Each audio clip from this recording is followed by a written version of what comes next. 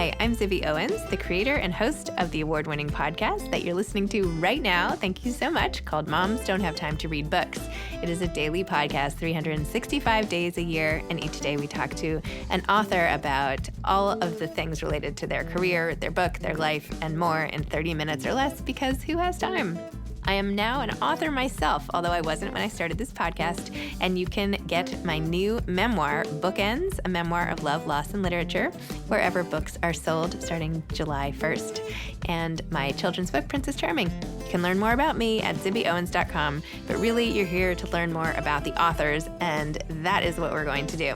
Also, be sure to check out all the other podcasts in the Zcast Podcast Network. You can learn more at zcastnetwork.com and definitely check out those shows as well. Also, just a quick note that submissions for the Zibby Awards are open and will close on September 15th. Go to zibbyowens.com and you will find the Zibby Awards open submissions where we celebrate all the under-celebrated parts of a book, like the best spine, the best author's note, the best table of contents. And authors can nominate their own best publicists, best editors, and so on. There will be an in-person award ceremony in October in New York. You will not want to miss it. Go to zibbyowens.com. Candice Carty-Williams is the author of People Person. Best-selling author Candice Carty-Williams won the 2020 Book of the Year Award at the British Book Awards for her debut novel, Queenie, becoming the first Black writer to do so. Queenie was named a Best Book of the Year by NPR, Time, Parade, The Guardian, Good Housekeeping, Marie Claire, and many more. From launching The Guardian and Fourth Estate Short Story Prize for underrepresented authors and writing a Prada holiday campaign to Queenie being adapted by Channel 4, her cultural footprint continues to grow globally. Her highly anticipated sophomore novel will be published by Scout Press. Welcome, Candice. Thanks for coming on Moms Don't Have Time to Read Books to discuss People Person. Can you please tell listeners what People Person is about? People Person. People Person is my second novel, and it was meant to be. Wait, you're saying that very nonchalantly. Your first novel, Queenie, was like a huge, massive hit in every single way, and so critically acclaimed. And oh my gosh, everything good. So. Thank you. That is true. It is true. And it's really hard. It's really hard because obviously, you'd love to follow up with Queenie with another Queenie. But I was like, no, I think this one has to be something completely different. So yes, Queenie was, years ago. I wrote Queenie when I was 25 and I'm now 32. So a lot of time has passed. And I don't feel like a completely different person, but I definitely am a smarter person, which is very good. Wait till you're 45 like me. Then you'll be super smart. I cannot wait at all. So People Person was meant to be about one person, but it ended up being about, I think, 6 key people. So we have, I guess, in the center of everything, Cyril Pennington, who is this father of 5. He is in his early 50s. He has 5 children with 4 different women, and he doesn't have relationships with any of the children or the women, but he sees himself as this amazing people person. And the people who are trying to emulate him and also be people are his 5 siblings. And they are, from the top down, Nikisha, Danny, Dimple, Lizzie, and Prince. And one night... Prince with a Y. Prince with a Y, thank you, yes. And absolutely. One night, Dimple, who is a middle sibling, and even though she hasn't grown up around her other half siblings, she very much is a middle child still somehow. There is an emergency, there is a crisis with her ex-boyfriend. I won't give any spoilers away, but she doesn't know who to call because she cannot call police. She doesn't need to call. I didn't know who to call because she cannot call the police. And so she ends up calling her bigger sister. And next thing you know, all of her siblings are around her and they're all trying to figure out what to do and how to get through what they need to get through. And then unfolds the novel. And what we have is these 5 people who are basically strangers trying to get to know each other and trying to get to know themselves and trying to understand their relationship to each other, but also to this man, Cyril, who has no idea who any of them really are. Wow. It's so crazy because the novel opens with the dad driving all around town and like picking up one kid after another and throwing them in the car. Not even kids, like 14, 17, whatever. And they're all like, what are we doing here? And some of them didn't even know they had siblings, half siblings. And like you paint it, it's just such an amusing little scene here with him just like in this gold Jeep picking all these kids up and then like looking at each other. And it's almost like they're stuck in an elevator. Do you know, it seems like that random. Like when you throw people together and they're like suddenly forced interaction, what happens with them and what parts of people's personalities come out? And I don't know, I think that like sets the whole stage for the rest of it. Yeah, that was the thing. I was just kind of like, I think so. I wrote it in lockdown, as most people did write their novels in lockdown, because we had a lot of we had more time on our hands, but somehow less time on our hands. But I think I was so lonely when I was writing it. I was just by myself, living in a really small flat and just or an apartment. And I think I wrote all of those characters because I just needed to hear voices and people and to hear conflict and to hear laughter and to hear all of those things. And I ended up writing, all these 5 characters who've got very contrasting personalities, as you can tell. Yeah. And they became my half siblings. They became my family. Wow. Wait, when you were in lockdown alone in your flat, how long did you go without seeing somebody else? Oh, I think the first lockdown we had maybe 4 months without seeing anyone. So not even my mum. I eventually went to see my mum. She was the first person that I went to see, and she saw me and she just cried and cried and cried. And I was like, I can't hug you because what if I have COVID and what if I give you COVID? And she was just like, I don't care. I do not care. I haven't seen you. You're my child. And she hugged me and I was like, no, I've killed my mum. And she was fine. We didn't have COVID. I didn't have COVID. She didn't have COVID. But it was a really hard time. And so in that time, like, luckily, I feel very lucky, very privileged that I was able to channel all of my thoughts and feelings of loneliness into a piece of work, because a lot of people had to go out and actually work, So you are actually working. It's work, but it's a different kind of work, like key workers, like, all those essential health workers. Okay, fine. Okay, fine. Yes. Do something for you. But I know what you mean. But I know. I do have a tendency to play down what I do, and I get in trouble for it a lot. But yes, you're right. I was also working, just not key work. Do you find, I feel like when I'm alone for blocks of time, I end up talking out loud to myself a lot. Do you do that or no? Oh, I talk to myself all the time. I talk to myself constantly. And a friend of mine asked, when you talk to yourself, who do you refer to yourself? How do you refer to yourself? And I say usually we, oh, we can do this. We've got this. We're going to do this. And she was like, oh, that's really weird. And I was like, yeah, maybe I've split myself into 2. And it's like me and my brain walking around the house together. That's so funny. Yeah. Okay. Well, good. Now I don't feel so bizarre. I don't. No way. So without any structure to the day, writing this book when lockdown was just like, who knows, morning, noon, or night, did it affect how and when you wrote it versus your process with Queenie? Like, compare and contrast. For sure. So with Queenie, I was writing when I was in full-time work. And so I went away to a writer's retreat, as anyone who has understood the genesis of Queenie knows. I went to a writer's retreat at Jojo Moyes' house, and that was an amazing time. And so that was just me getting a load of it out in that 1 week and just coming home. And every single weekend I would lock myself away, come in from work on a Friday, go to the shops, get some food, and then I wouldn't emerge until Monday morning, go back to work and then do it all again. And my friends had to kind of understand, you're not going to see me for a bit because I'm working on this thing and I'm not really going to say what it is, but trust me, I'm working on something that I think is important and I think it's going to matter. And then I worked really hard and finished that. And this time around, I was by myself and I'd written another version of People Person before Queenie was actually released. And I was editing it in lockdown. That was what I was meant to be doing all the time. I was on this edit every single day. My editor was checking with me and I was like, yeah, it's going well. Yeah, I'm working on this. Yeah, I'm thinking about this. I'm just at this point in it. And at one point I was like, Candice, you just don't like this novel and you're not going to be able to talk about it convincingly or with authenticity, or that's a word? Yeah, yep. With authenticity, if you don't believe in it. And so I got rid of it. I binned it and I started a whole nother one.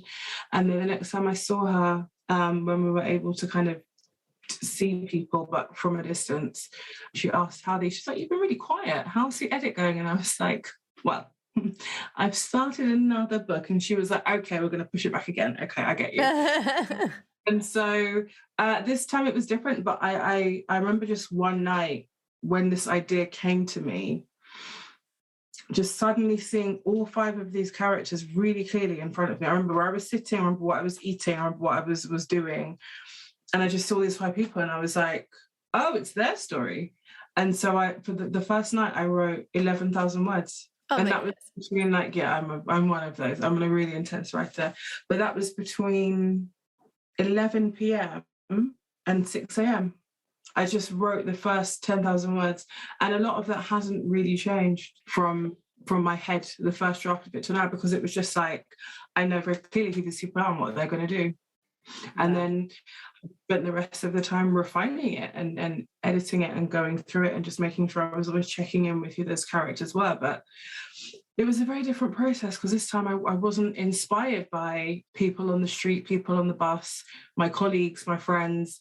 I just really had my own brain to go off. So that the novel even came out, I'm always very surprised that we have something here in front of us. How do you know when something is good?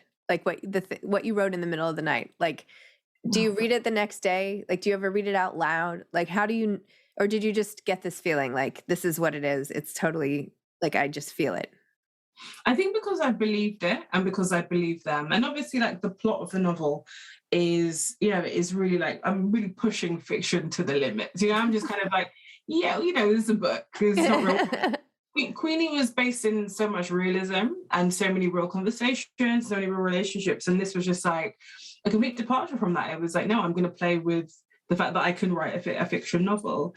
And so I guess when I read it back, I was just like, I do believe it and I do believe these people, even though it's a fictional story. And that was it. And then I kept going with it. But I think as with all second novels, I would imagine there is a confidence wobble because you're kind of like, it's definitely not the first thing I wrote. But I remember my copy editor, my British copy editor, not my American one, had sent me, she's called Sophie, and she copy edited Queenie and she sent it back. And I was going through all of her notes and I was like, okay, yeah, that doesn't make sense. I've got what I said there. And at the end, she was like, this is amazing. And I think even better than your first. And I was like, oh, thank you. And that really meant something, like it really, that was the first independent set of eyes on it. And it really mattered that she's been on a journey with me. She was reading Queenie when I was 25, 26. And now she's back with me and she felt that. And I was like, I know she doesn't have to say anything at all. So I was like, okay, I believe her. So that's good. That's amazing. How did you get into writing to begin with? How did I get into writing? I remember, so I worked in book publishing and I just remember looking around and being like, there's nothing here on these shelves that I can really relate to. Mm-hmm. And so I set up a short story prize in the publishing house I worked at. And then after that, I was like, okay, this is great, but things aren't moving fast enough. What if I just try and write? Toni Morrison, you just, if you can't see stuff, you write it effectively. And that was it. And it feels like it's been a really simple journey when I say it like that. But of course, there is the writing of it, the sleepless nights, anxiety, the worry, the conversations, the pressure. But then on the upside, it's that you get to, and also I'm a very shy person and no one understands that. And so whenever I have to do publicity, like do talks and talk to people, I'm always so, I'm always in a state of sort of like, okay, trauma. Like we have to do this, Candice. Talk to myself and be like, we'll get it done. And then you can just go home and be by yourself and it'll be really great and it's okay. And so there's been all of that stuff. But the reward is when I get to talk to people in the signing queue and it's a one-on-one and people get to come and some people, they come over and they're like shaking and they're like, oh, I'm so nervous to meet you. And I'm like, oh, I'm the one shaking. Don't you worry. We're both shaking together. And so after that, I enjoy all of that. I enjoy the talking to people one-on-one and I enjoy getting messages from people who are like, I know this life, I know this person, I know what this means, I've been this person. That really means the world. Like that's why I do what I do. I don't think I do what I don't. I know that I don't do things for sort of social media validation, for external validation.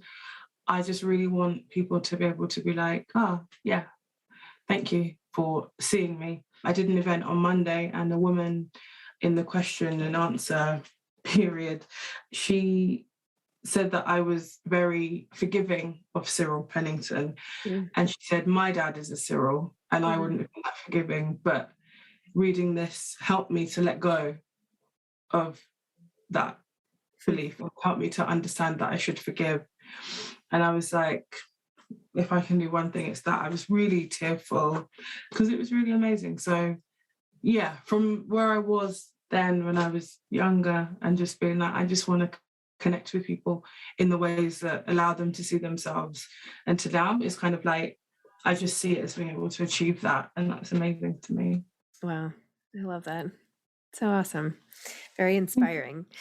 When you read, what are your go-to books? Like, what are some of your favorites, or what are you reading right now, or anything? So I actually really love poetry. And I think because like, I love to nourish my mind, but it's so hard to find time because we are all so busy, as we know.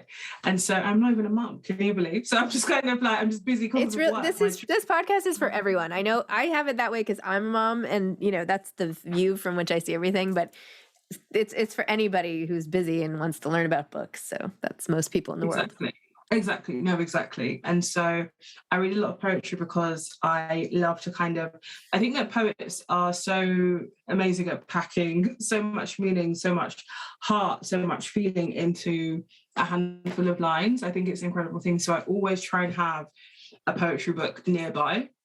So that if I do have like a minute, or I have like 15 minutes, I can do a bit of reading. So at the moment I'm reading Bless the Daughter Raised by a Voice in Her Head by Walter Shire, who is an incredible, incredible poet.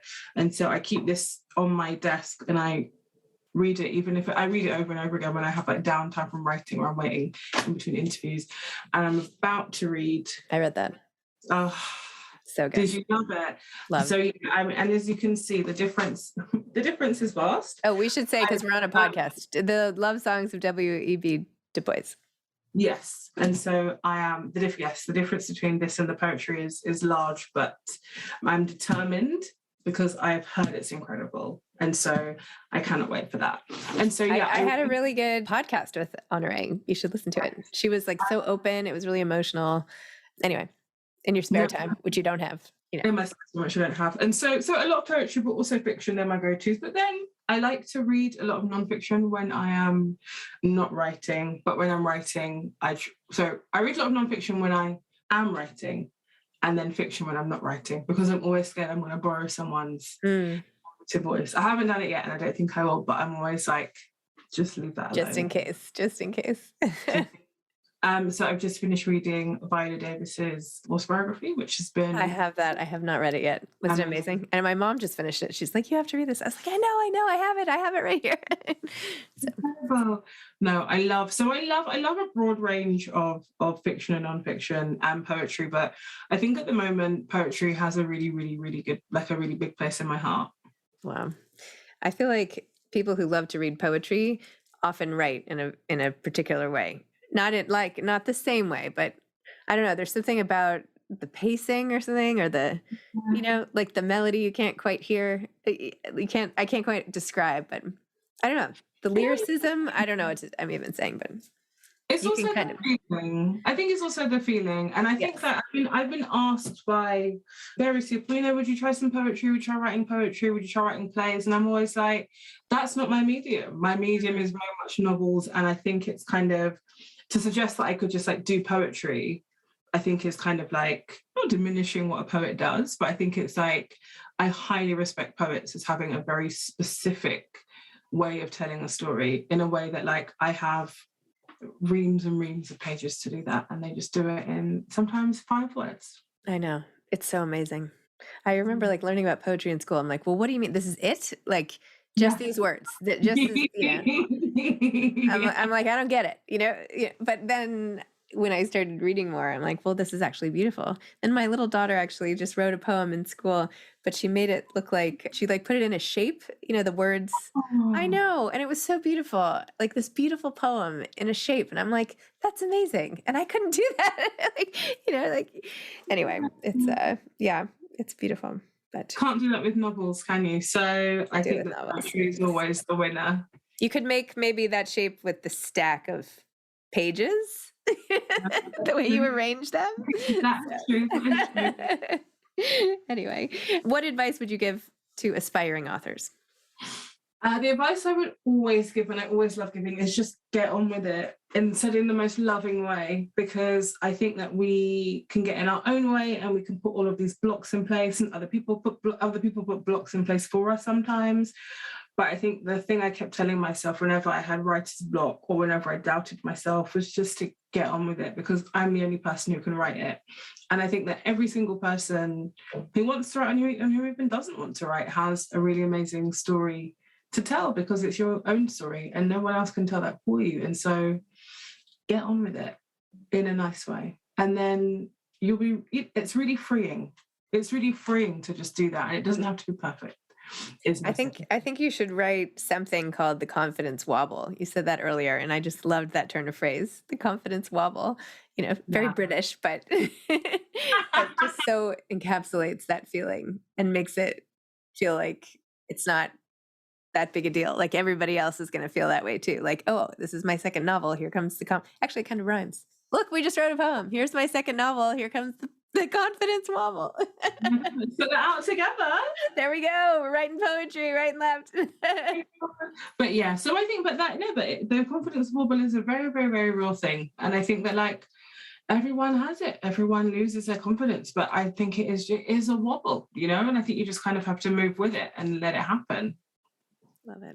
All right. Well, thank you so much for chatting with me today. And I hope that this has not been an example of something you had to talk yourself through and that it was easier. No. This is in front of lots of people. So I'm like, okay. All right. Good. On Zoom, it's like, I'm in my house. I feel very safe. And also I was very much looking forward to it. So never that for this. Oh, good. I'm so glad. All right. Well, it's great to meet you. Congratulations on People Person and all of your success, and just very, very exciting. Thank you so much. I'll see you soon. Bye-bye. Bye-bye. Thanks for listening to this episode of Moms Don't Have Time to Read Books. Don't forget to follow me on Instagram at Zibby Owens and at Moms Don't Have Time to Read Books. Also sign up for my newsletter at zibbyowens.com and sign up for my virtual book club and meet lots of authors on Zoom every other week. Thanks so much to Steve and Ryan at Texture Sound for the sound editing. And thank you to Morning Moon Productions for providing this fantastic intro and outro music.